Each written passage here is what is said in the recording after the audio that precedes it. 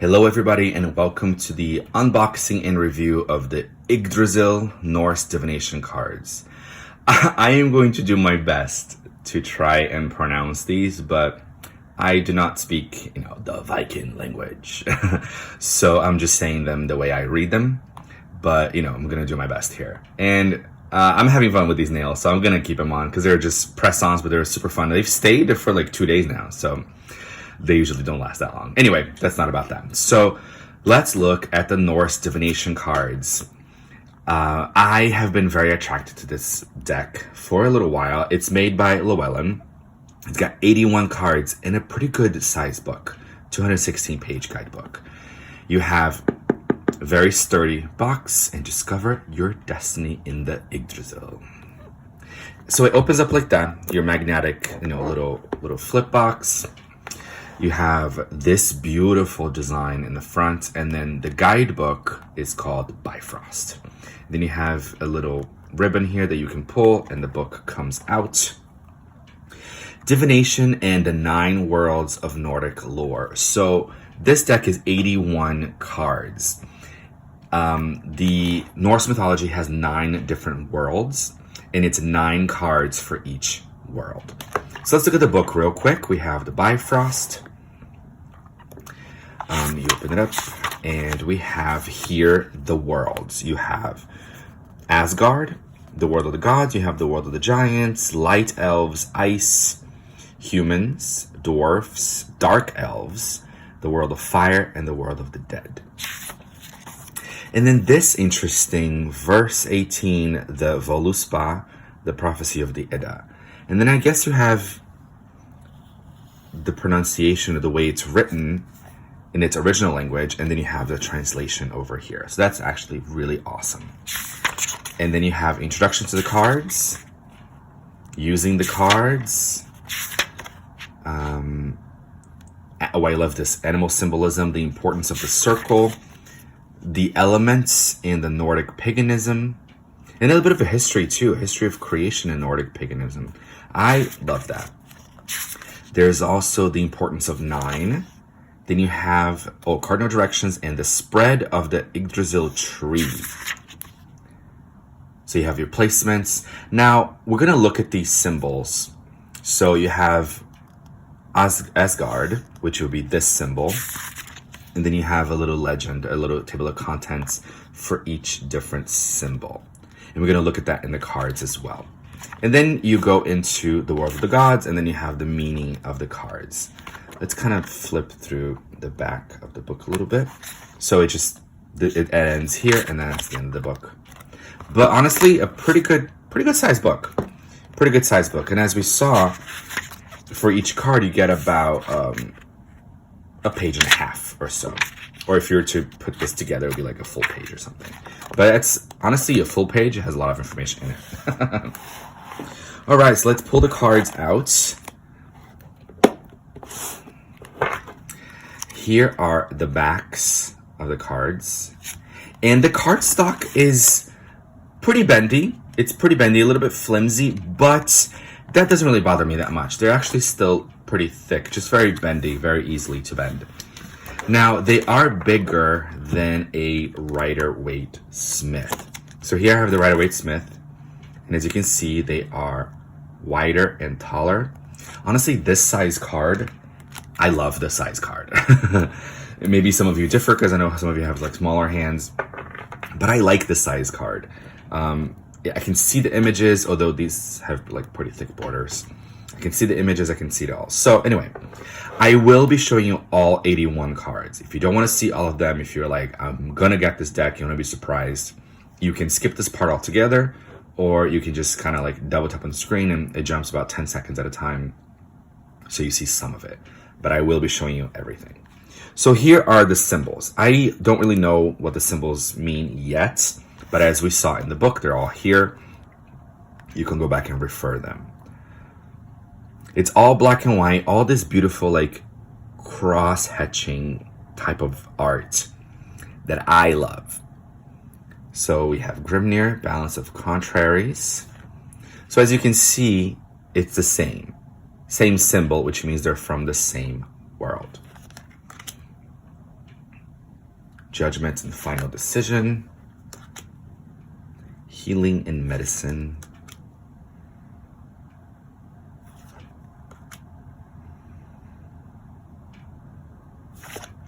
now, I also got this deck for myself so I can learn more about Norse mythology. This is more of a personal kind of thing, but I feel like Lord Odin has been around me, wanting to work with me. And I've seen runes. Well, some of these symbols I kind of recognize as runes, but not all of them. So I was surprised to kind of see an image like this when I got this deck, because this is just my own perception. But this kind of pattern feels to me more like native, indigenous tribes versus Nordic. But of course, that's my ignorance speaking. You know, I got this deck to learn more. So I'm definitely learning more about the Nordic tradition and definitely wanting to connect more with Lord Odin.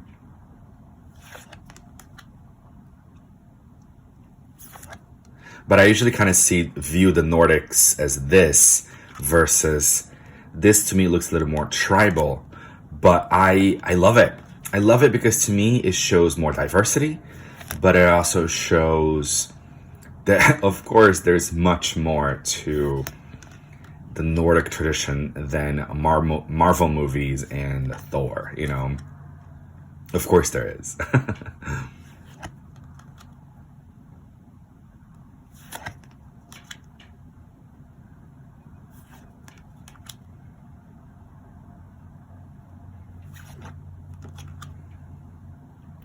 So these symbols down here, you're going to see about, of course, 9 of them. Like I said earlier, you know, it's 9 cards for each of the 9 worlds.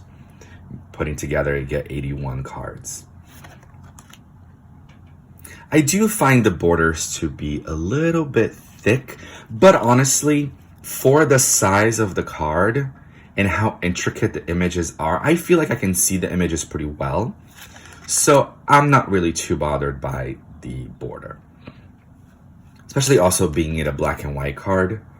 I'm not too bothered by the cards, the border. I don't know if this actually has reversals, if the book does reversals or not.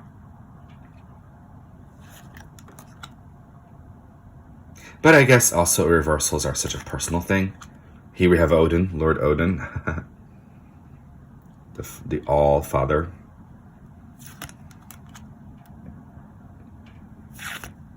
So here, I'm assuming we're in the world of the gods.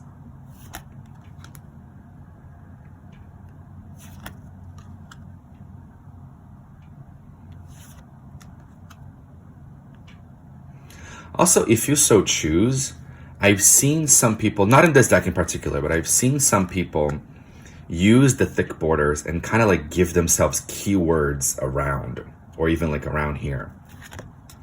So you can use your thick borders and write down your own keywords.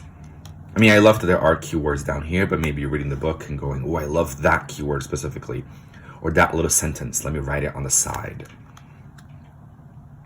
Although I feel like some of you, as I said that, kind of cringed, and it's like, no, do not write on the deck.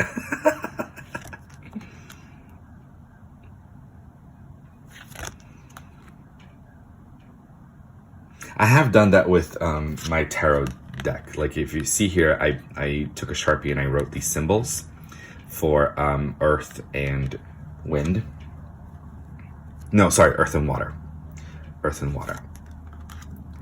And I did that with my deck. So like the Two of Wands is Mars and Aries, so I did the 2 little symbols on there. But that's the only deck I've written on. Also because I feel like it's the Rider-Waite-Smith. It's everywhere. I can just, if I hate it, I can just kind of like buy another one that's pretty inexpensive.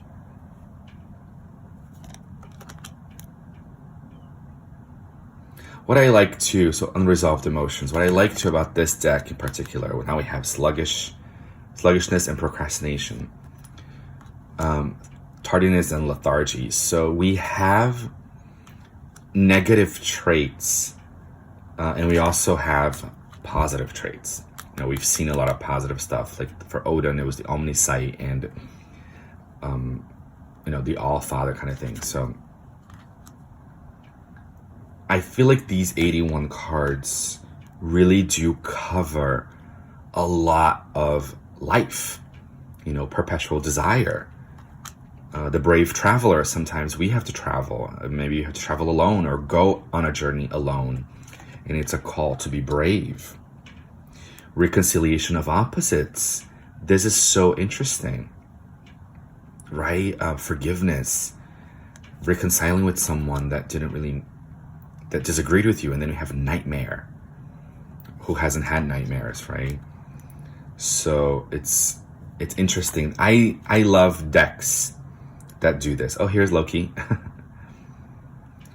I love decks that encompass many different things of life, because I don't know, in our pursuit of happiness in life, we do encounter conflict.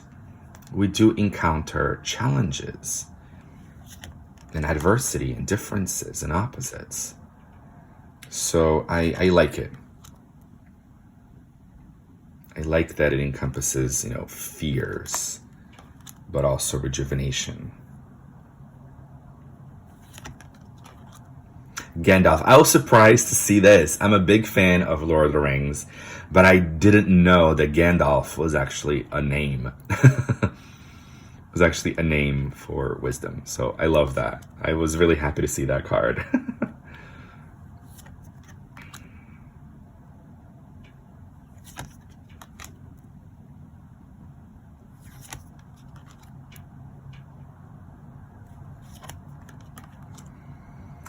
I don't know, when I've been eyeing this deck for a while, and normally before I buy a deck, I watch a lot of unboxings.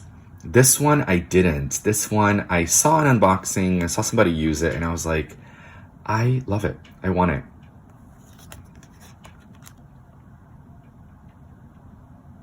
And what I've been seeing too, especially on like TikTok and seeing like Norse pagans, Norse mythology and Norse religion, the Viking religion or whatever you want to call it, the Norse religion really is really all encompassing. They accept all walks of life. In sometimes in our minds we can be like, well, it's European, so it's just for white people. And it's like, no. There are people of color, there are Norse pagan and practice Norse paganism. There are LGBTQIA plus people that practice Norse religion, right? Loki is a queer icon in the community.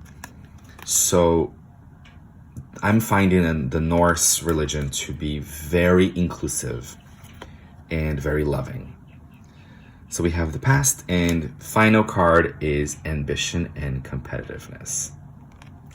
All right, guys, here are the backs one more time. I hope you enjoyed this review and unboxing of the Yggdrasil Norse Divination cards. Have a beautiful day out there.